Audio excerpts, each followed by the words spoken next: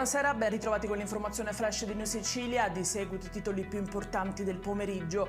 In apertura l'ennesimo femminicidio avvenuto questa mattina all'Alba in Piemonte. Giovanni Salamone, 61 anni, ha coltellato a morte la moglie, la 53enne Patrizia Russo, per poi chiamare i carabinieri e confessare il delitto. Vittime e assassino sono entrambi di Agrigento, la coppia si era trasferita lo scorso anno.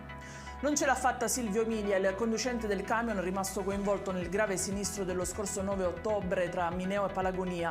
L'uomo di Biancavilla era alla guida di un mezzo pesante carico di fichi d'India che è finito fuori strada ribaltandosi nelle campagne circostanti. Casa in fiamme, 2 cani uccisi e sventrati, 15 alberi d'olivo abbattuti e colpi d'arma da fuoco esplosi in diversi punti della sua azienda agricola.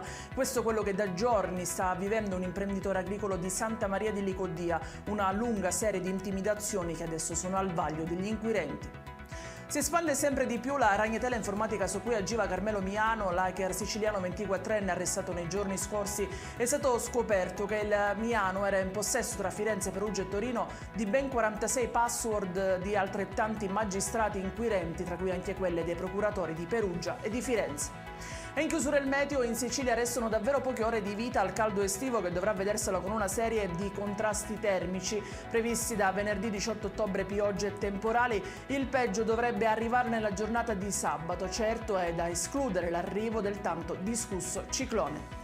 Ed è tutto per questa edizione. Dettagli come sempre su queste notizie li trovate sul nostro sito www.newsicilia.it e sui nostri canali social. Grazie per averci seguito e buona serata.